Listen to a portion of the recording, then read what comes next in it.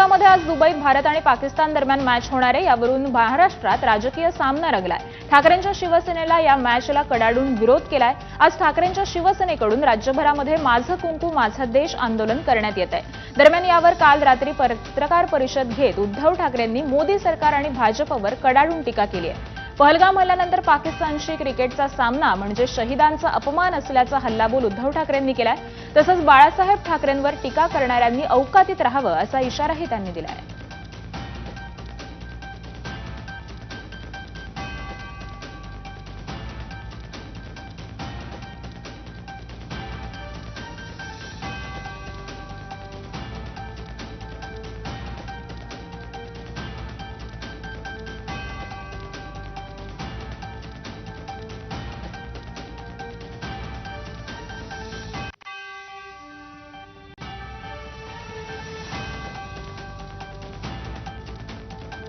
तर या सगळ्यावर उद्धव ठाकरे नेमकं काय म्हणालेत आपण पाहूयात।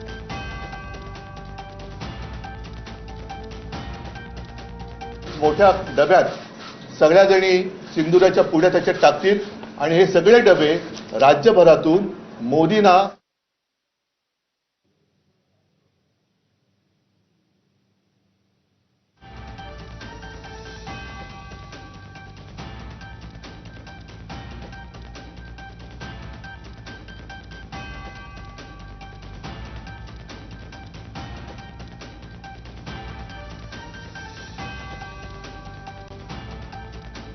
त्या डब्यात सगळ्या जणी सिंदुराच्या पुढ्या त्याच्यात टाकतील आणि हे सगळे डबे राज्यभरातून मोदींना त्यांच्या पंतप्रधान कार्यालयामध्ये नजीकच्या पोस्ट ऑफिस मधनं, कारण त्याच्यात खासगी कुरिअरने ते जात नाही, त्याच्यामुळे ते जे काही अधिकृत मार्ग असेल त्या अधिकृत मार्गाने पंतप्रधान मोदींना हर घर से सिंदूर आता आम्ही पाठवणार आहोत। क्या इसका मतलब ये है कि वो बाला साहब की देशभक्ति पर आशंका ले रहे हैं, सवाल उठा रहे हैं? इतनी उनकी औकात है, इतनी उनकी औकात है क्या बाला साहब की देशभक्ति पर आरोप लगाने की? इतनी औकात है भाजपा की? पहले वो मैं तो कहता हूं औकात में रहे।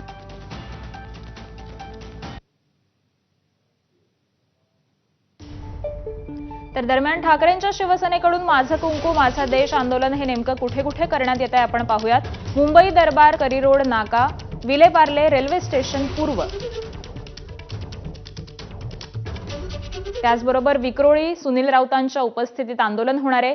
वाशिममध्ये महिला पदाधिकाऱ्यांचं देखील आंदोलन होणार आहे। त्याचबरोबर मालेगाव, महात्मा गांधी पुतळा, शिर्डीच्या कोपरगावसह इतर तालुक्यांमध्ये देखील हे आंदोलन होणार आहे।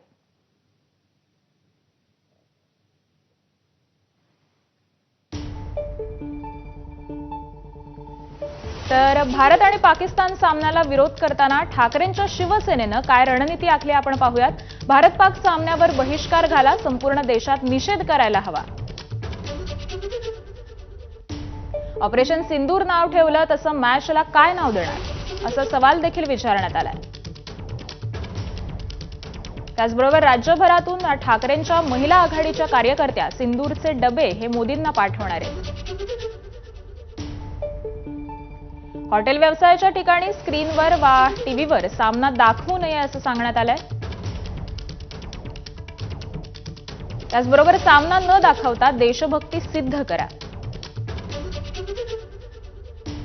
कोल्हापूरमधील हॉटेल मालकांना ठाकरेंच्या पक्षानं ही विनंती केली आहे।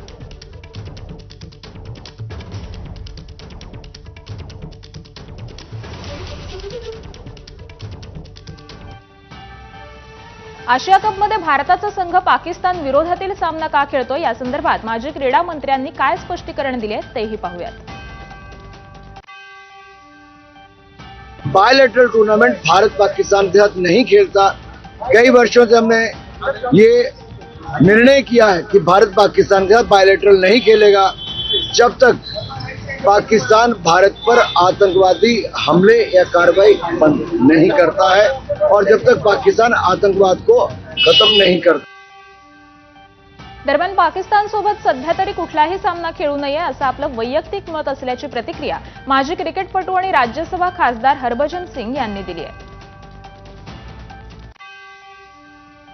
ये ऑपरेशन सिंदूर हुआ और उसके बाद सब लोगों ने बोला कि क्रिकेट नहीं होनी चाहिए, व्यापार नहीं होना चाहिए। हम लोग अभी लेजेंड्स खेल रहे थे, हमने तो खेला नहीं वो मैच। ये अपनी अपनी सोच की बात है, अपनी अपनी समझ की बात है। मुझे लगता है कि जब तक देशों के रिलेशंस ठीक ना हो जाए तो फिर क्रिकेट या व्यापार नहीं होना चाहिए। वो मेरी अपनी सोच है। आज होणाऱ्या भारत पाकिस्तान सामन्याला डोंबिवलीकरांनी विरोध केलाय। पहलगाम हल्ल्यातील शहीदांना आदरांजली म्हणून डोंबिवलीकर आजचा सामना हे पाहणार नसल्याचं ठाकरेंच्या शिवसेनेचे जिल्हाप्रमुख दीपेश म्हात्रे यांनी म्हटलंय। पहलगाममध्ये अतिरेक्यांनी केलेल्या हल्ल्यामध्ये डोंबिवलीतील तिघांचा मृत्यू झाला होता। त्यांना आदरांजली म्हणून डोंबिवलीकरांनी आजचा सामना न पाहण्याचा निर्णय घेतलाय।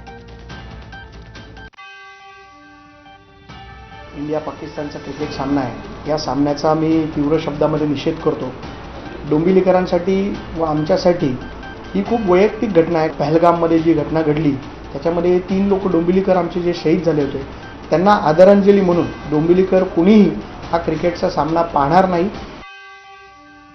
तर ठाकरेंच्या शिवसेनेच्या शरद कोळींनी काय इशारा दिलाय तोही पाहूया।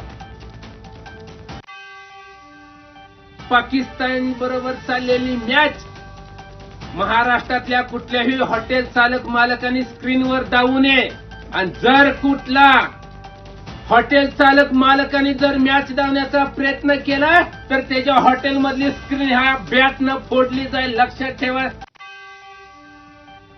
कोल्हापुरात ठाकरेंच्या शिवसेनेनं हॉटेल मालक आणि व्यावसायिकांना भारत पाकिस्तान क्रिकेट सामना हॉटेल्समध्ये न दाखवण्याची विनंती केली आहे। यावेळी हीच देशभक्ती दाखवण्याची खरी वेळ असून सामना न दाखवून राष्ट्रप्रेम सिद्ध करण्याचं आवाहन ठाकरेंच्या शिवसेनेच्या वतीनं करण्यात आलंय। आशिया चषकातील भारत पाकिस्तान एशिया कप सामन्याबद्दल भारतीय क्रिकेट संघाचे माजी प्रशिक्षक मदनलाल यांनी भूमिका मांडली आहे। जेव्हा भारत आणि पाकिस्तान यांच्यात सामना होतो तेव्हा राजकारण सुरू होतं असं त्यांनी म्हटलंय। तर आपण होस्ट आहोत आणि होस्ट पाकिस्तानला येऊ नको असं सांगू शकत नाही।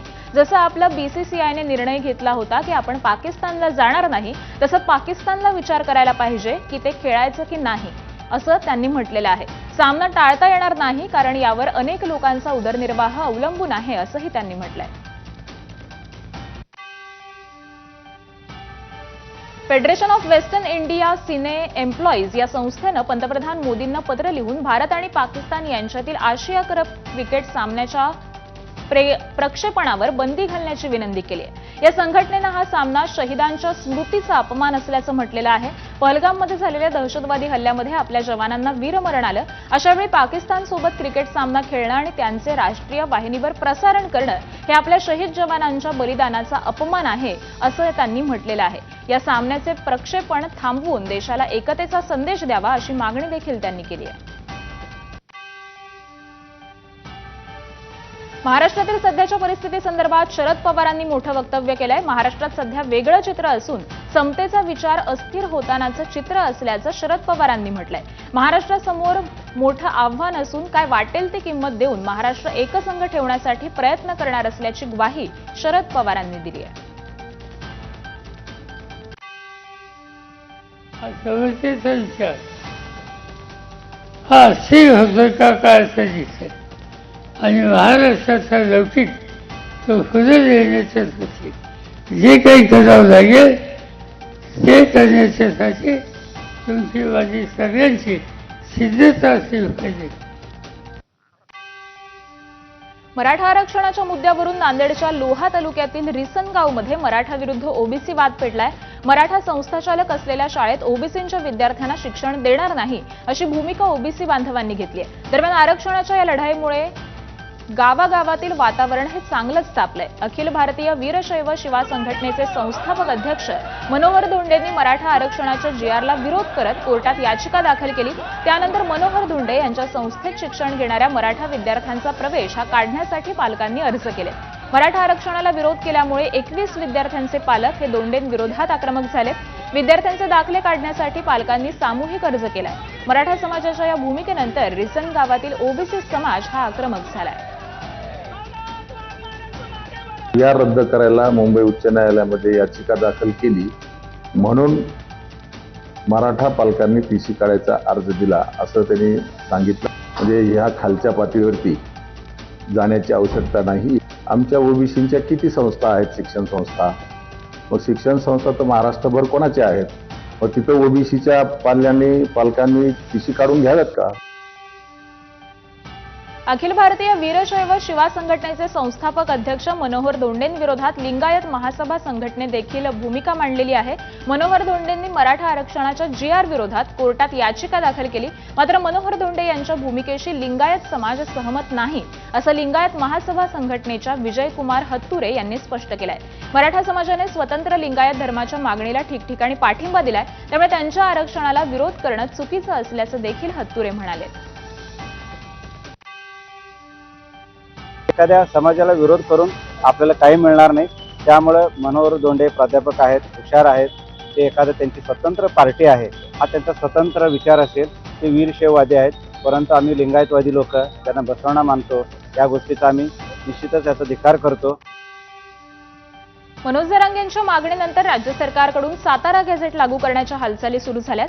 सातारा गॅझेट आणि औंध गॅझेट अहवाल हा पुढच्या आठवड्यात सादर होणार आहे. हैदराबाद गॅझेटचे मिळते जुळते निकष या गॅझेटमध्ये लावण्यात येणार आहेत. या निर्णयामुळे पश्चिम महाराष्ट्रातील मराठा समाजाला फायदा होणार आहे. प्रयत्न सरकारचा आहे की ते डॉक्युमेंट्स उपलब्ध व्हावी, ते ऑथेंटिक असावीत आणि त्या आधारे त्याचं पुन्हा ट्रान्सलेशन करावं लागतं. ही सगळी प्रक्रिया सुरू झाली असेल, पण या बाबतीत जी काय अधिकृत भूमिका आहे ती मंत्रिमंडळ आरक्षण उपसमितीमध्ये हा विषय जेव्हा चर्चेला येईल आता मंगळवारच्या बैठकीत, त्यानंतर आमचे समितीचे अध्यक्ष विखे पाटील साहेब अधिकृतपणे आपल्याला सांगतील. दुसरीकडे लातूरमधील दादगी गावात शिवाजी मेळे या 32 वर्षीय व्यक्तीनं आत्महत्या केली आहे. शिवाजी मेळे मुलांच्या शैक्षणिक लाभासाठी महादेव कोळी जात प्रमाणपत्राच्या प्रतीक्षेत होते. त्यांनी वर्षभरापूर्वी मुलांसाठी महादेव कोळी जात प्रमाणपत्र मिळवण्यासाठी अर्ज केला होता. मात्र प्रमाणपत्र न मिळाल्यानं मुलांना शिष्यवृत्ती आणि शैक्षणिक सुविधा मिळत नव्हत्या. कुटुंबाची जबाबदारी आणि मानसिक तणाव यामुळे त्यांनी हे टोकाचं पाऊल उचललंय. त्यांनी आत्महत्येपूर्वी चिठ्ठीत सरकारवर टीका केलेली आहे. माझी 2 लेकरं शिकणारी आहेत, मी मजुरी करून घर चालवतो, हे सरकार प्रमाणपत्र देत नाही म्हणून आत्महत्या करत असल्याची चिठ्ठी त्यांनी लिहिलेली आहे.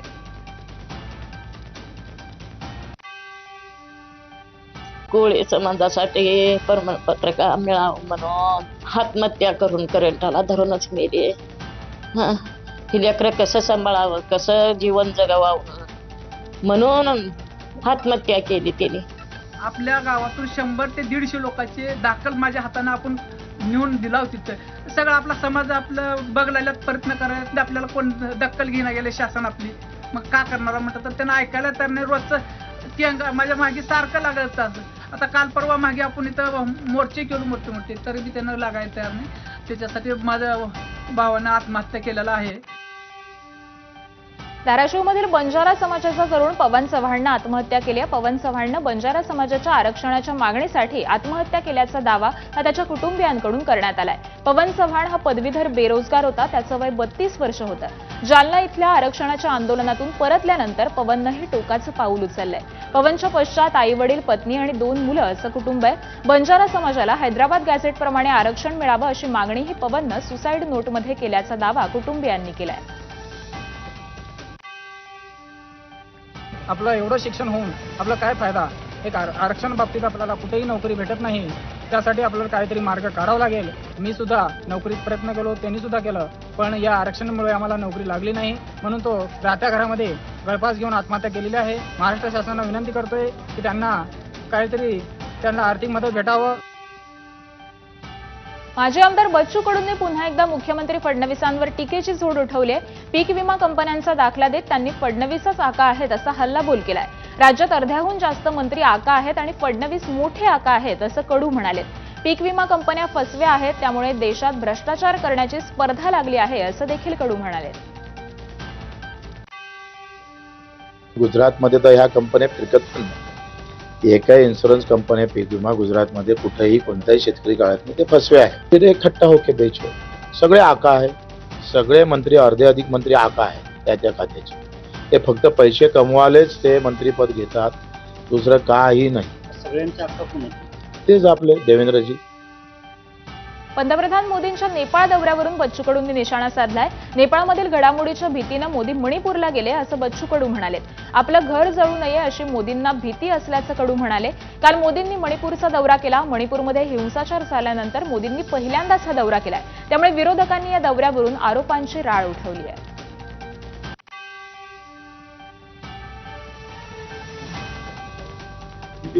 तो भीति वाटायला लागली कि अपना भी घर ना जल जाए। खुद के घर पर आए तो फिर मनी पर याद आ गया वो। दूसरं काय आहे?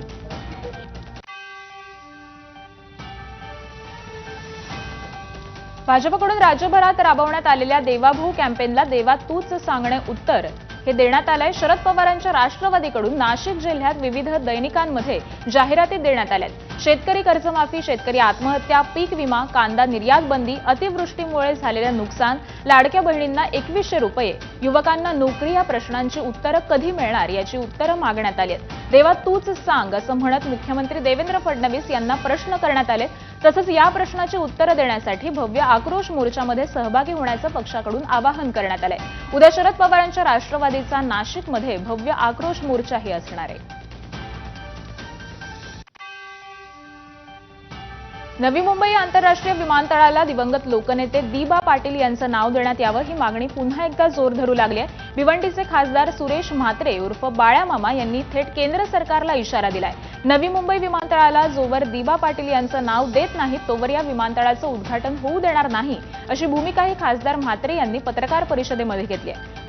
आज दिबा पाटील यांच्या जन्मशताब्दीनिमित्त भिवंडी ते नवी मुंबई जायसई गाव अशी कार रॅली काढण्यात येणार आहे। या रॅलीमध्ये 2000पेक्षा अधिक वाहनं सहभागी होतील अशी माहिती देखील देण्यात आली आहे। सरकारचं लक्ष